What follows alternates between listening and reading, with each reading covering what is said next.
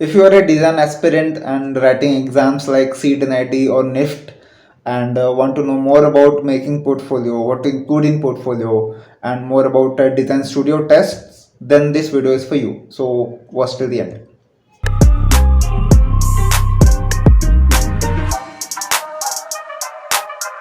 Hello everyone, welcome back to the channel again. This is Sumit and I make videos around design, career, lifestyle, comedy. You can watch some of the videos here or I'll put the link in the description. You can watch more of it whenever you get time. So let's begin. In this video, we'll talk about what to include in the portfolio in the context of the design exams that happen like CET, NIT or NIFT. तो उसके studio test में what are the requirements, what do they look for in the portfolio, we'll talk about a bit in that aspect. So first important thing to understand is that what do they look for in the design portfolio or the design interview in general. Now when you get to know that, you can build your portfolio according to that, right? A lot of design aspirants do this kind of mistake that they will copy some designs from somewhere from the internet and they will modify a bit and they will call it as my project and they will showcase in the interviews, which is wrong क्योंकि it's not your design, right? And in interviews they generally know कि design world में क्या चल रहा है, so they will get the idea that it's copied, it's not yours. So the first important thing to present your work is to have it original. Copy मत करो कहीं से, इंस्पिरेशन लो, that is great.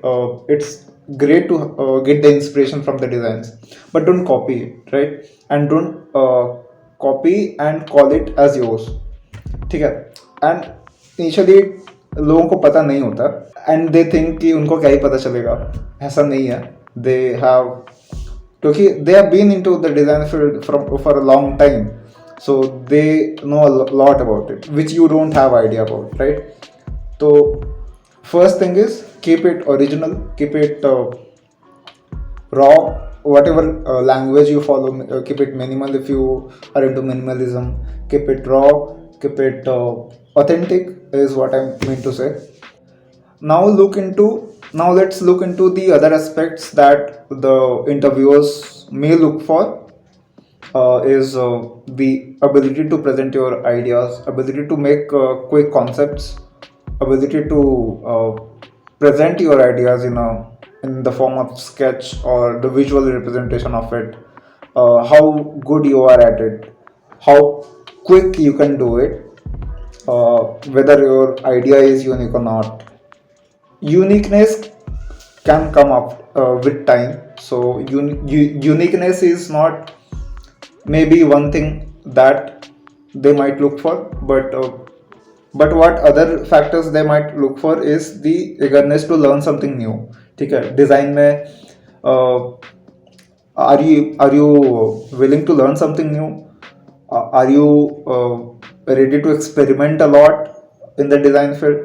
Are you courageous enough to fail again and again and still want to make it? Like that eagerness to experiment with the things,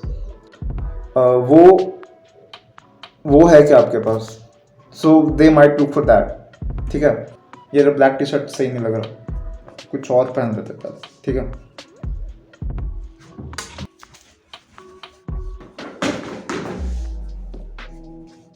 अब सही है यार. एक तो क्या अफवाह फैला दी है, डिजाइनर लोग खाली ब्लैक पहनते हैं.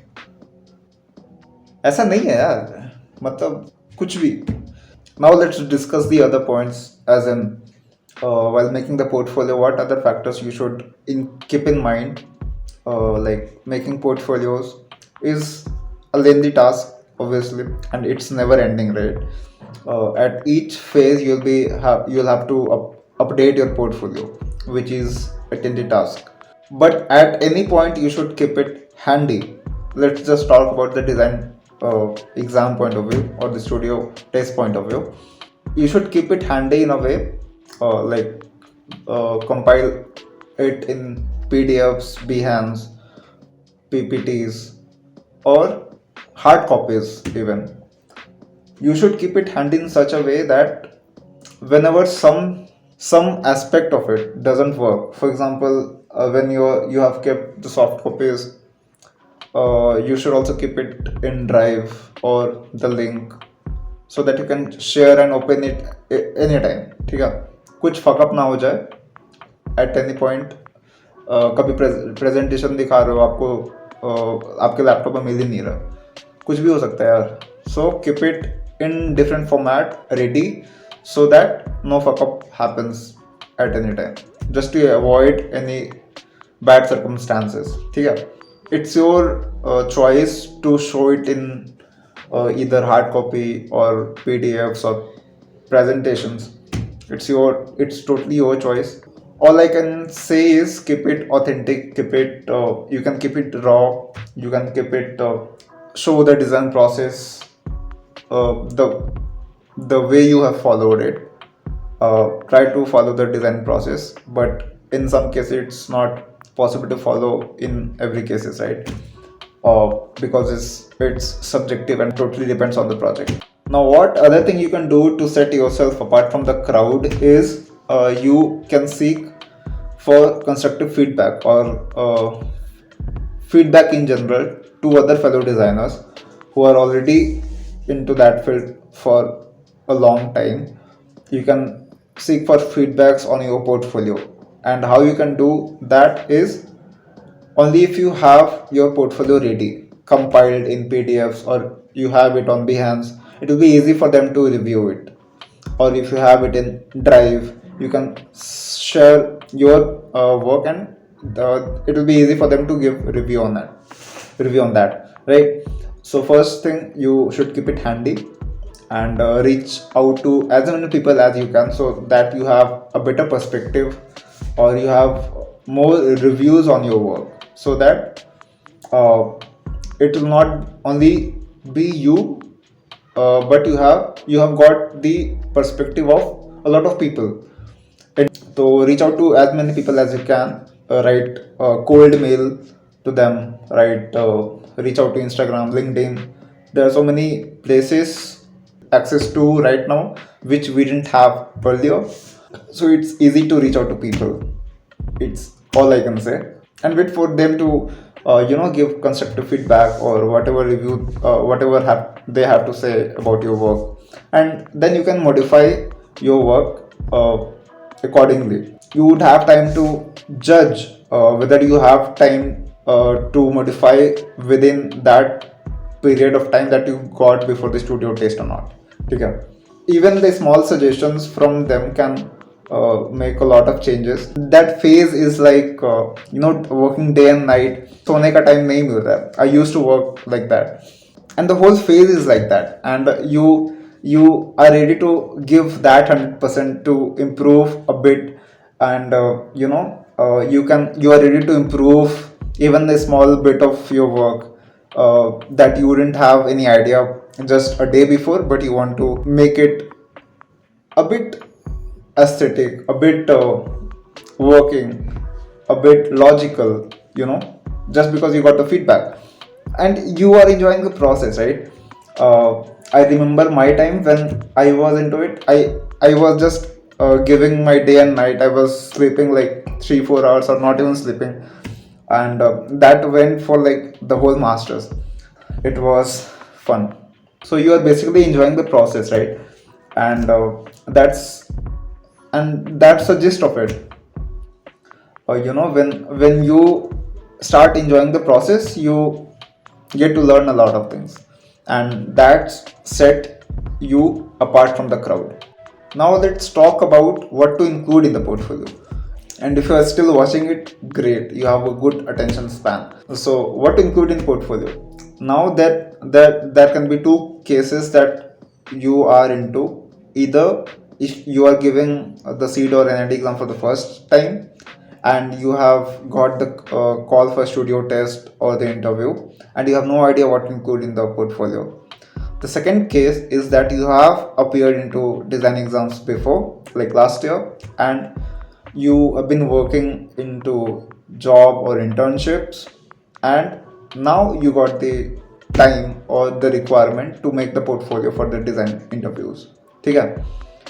In first case, when you don't have any experience or expertise, or you have no idea what to uh, include into it, then what you can do is start taking inspiration from Behance, Pinterest, and try to observe in real life. Observe from a problem finding point of view. Okay?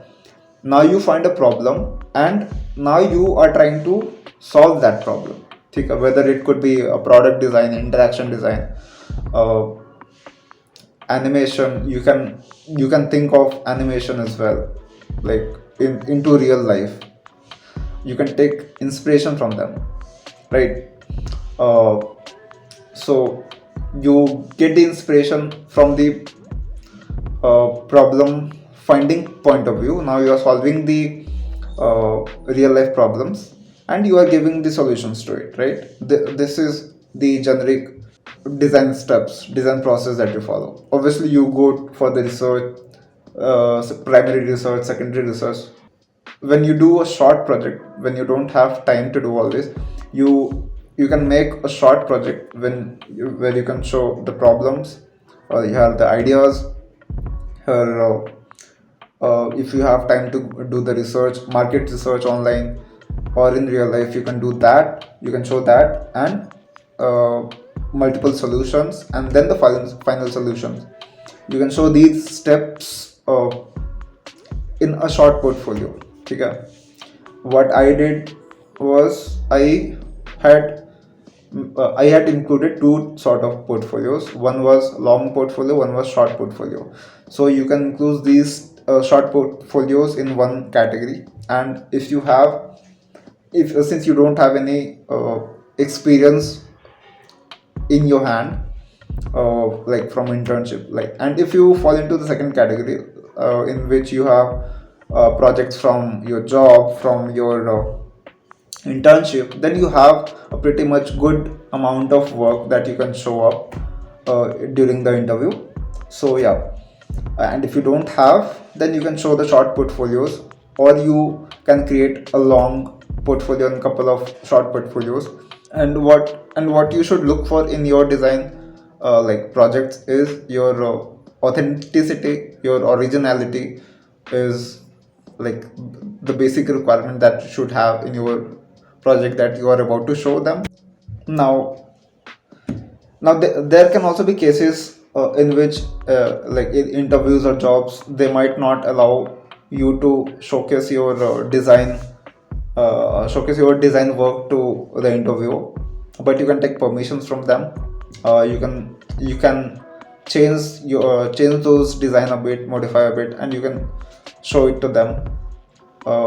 So that way it may work. You can ask for what part of it can be shown, and you can sort it in that way. You can show your sketchworks. If you do live sketches, you can do that. If you do illustrations, you can do that. If you do photography, you can show that. If you make videos, you can do that. You can show that. If you make short films, you can show that as well. So yeah, I mean, that's pretty much about this video. uh, I hope you enjoy this video. Thank you for watching, and I'll be back with another video soon. If you're new to this channel, you can subscribe to Sumit Sketchbook, and I'll be back with new videos soon. You can follow me on Instagram, Sumit Sketchbook, and let's meet in the new video. See you.